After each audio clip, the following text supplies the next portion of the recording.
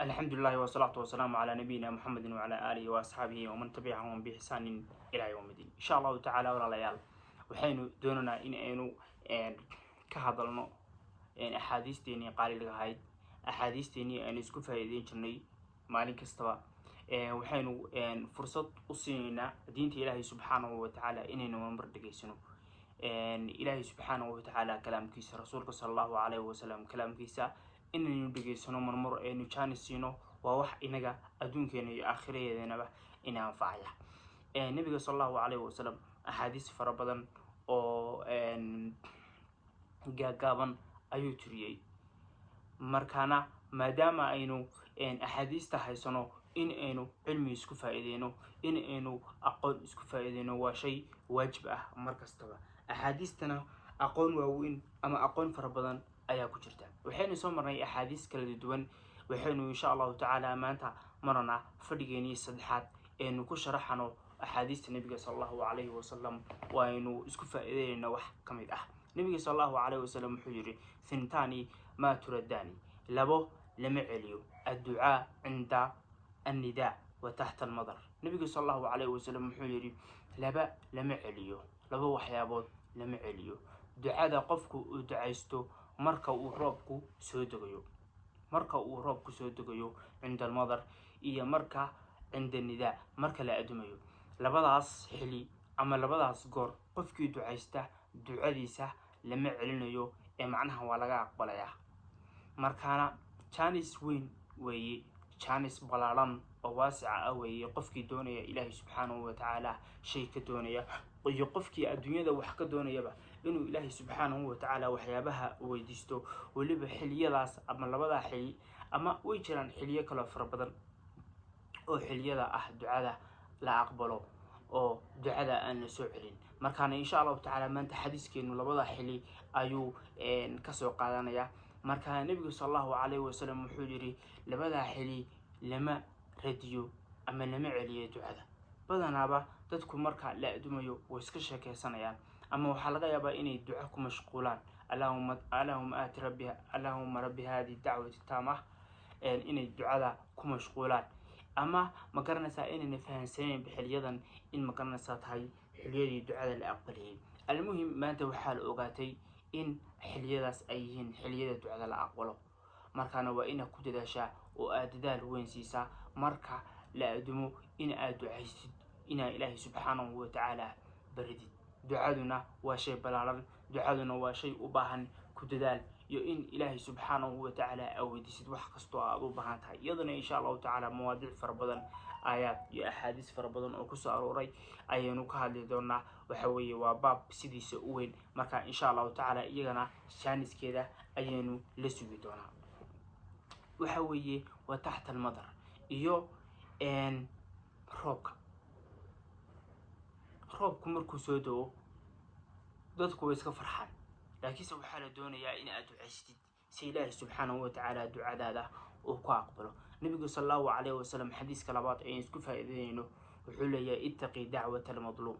وحاد كبقضا يوريتانك قفك لدلميي قفك أدوغو أدلميسي أدوغو دلميسي كبق قفك يوريتانكيسا ينو إلهي سبحانه وتعالى إن كوبريو إنو إلهي سبحانه وتعالى كهلاو فإنه ليس بينها وبين الله حجاب محايا لإلهي سبحانه وتعالى يؤسد دحليس wax xijaab ah oo u diiday in yeeritaanka iyo habaarka ama ducada aan laga aqbalin ma jiraan maadaama inay jirin waxa weeye qofkaas fasax wuxuu yahay inuu afka ka habaaro inuu qalbiga ka habaaro xitaa marmar inuu ku galaba qofkii aad dulmisay markaana taasna waxa weeye waa shay weyn sideedaba inaga dhexdeena ama dadka Soomaalida ah dhexdeedu way isdulmiyaan aad iyo aad ay isku dulmiyaan waxa arkaysaa kuwo dulmi waaweyn geysanaya oo ma garanaysaa oo aan kala ogeyn hadii dulmigaagu uu weyn yahay abaalmarintaada Ilaahay subhanahu wa ta'ala oo ku abaalmariyo ama ciqaabta Ilaahay subhanahu wa ta'ala oo ku ciqaabo way weynaanaysaa hadii dulmiga qofka kale u geysteen yar yahayna ciqaabtaadu way weynaanaysaa ciqaabtaadu way yaraanaysaa marka mar waliba adigu dulmigaagu inta uu leeyahay ay ciqaabtaadu noqonaysaa. marka haddii amaanta ku fahatid dulmi weyn aad gasho, haddii aad ku fahatid ogow ciqaabtii ayaa isku weynaysay, wax kale maad samayn. markaana almuhim waxa weeye nebigu sallallahu calayhi wasallam wuxuu yidhi qofka dulmiga ittaqi dacwata almadluum. qofka dulmiga qofka la dulmiyey ee madluumka aad adigu dulmisay, qof aad hantidiisa ka dhacday, qof aad magaranaysaa bahdishay, qof magaranaysaa aad gumaysatay, qof magaranaysaa aad cadaadisay oo xarka badan ka xidhay, qof magaranaysaa aad sidaa doonto ka yeeshay. marka qofkaasoo kale nebigu sallallahu calayhi wasallam wuxuu yidhi ittaqi dacwata almadluum. hadda waa yeedhitaankiisa, waa habaarkiisa bes maaha magaranaysaa ciqaabaha kale oo ilaahay subxaanahu watacaala qofka daalimka oo ilaahay u diyaariyey lagama sheekeynayo. waxaa laga sheekeynayaa ilaahay subxaanahu watacaala wuxuu ka sheekeynayaa ama nebigu sallallahu calayhi wasallam wuxuu leeyahay qofka aad dulmisay yeedhitaankiisa iyo habaarkiisa bes ka baq, maxaa yeelay ilaahay subxaanahu watacaala iyo isaga dhexdiisa waxba maaha xijaab wax ka mancinaya oo u diidaya in magaranaysaa maadaama uu qofkaasi la dulmiyey in ducada aan laga aqbalin ma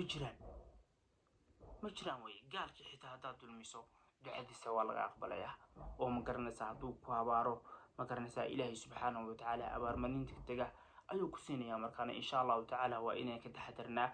dadka la dulmiyo dacwadiisa. taasuna waxa weeye waxay ku boorinaysaa ama kaa mancinaysaa qofkii inaad dulmisid. maxaa yeelay qofka magaranaysaa inaad dulmisid haddana unu ku habaarin, dee taas magaranaysaa waa caqli xumo. qof intaad dulmisid haddana aad rajeynaysid aad iska ilaalinaysid habaarkiisa, taas maba dhici karto, waa caqli xumo. laakiinse waxaa lagu sheegaa sidaa qofkan oo dulmisay ee magaranaysaa uu u weyn yahay dulmigaasu, iska badaa dulmigii habaarkii u weyn yahay. markaas sida habaarkiisa aad isaga ilaalisid waa inaad dulmiso aad isaga ilaalisaa. markaana waxay kuu sii riixaysaa ama kuu sii boorinaysaa qofkii dulmigiisa inaad ka cararsid, maadaama habaarkiisii aad diidan tahay, dee waa inaad dulmiyin wey. markaana insha allahu tacaala intaasi kusoo koobnaa. wasalaamu calaykum.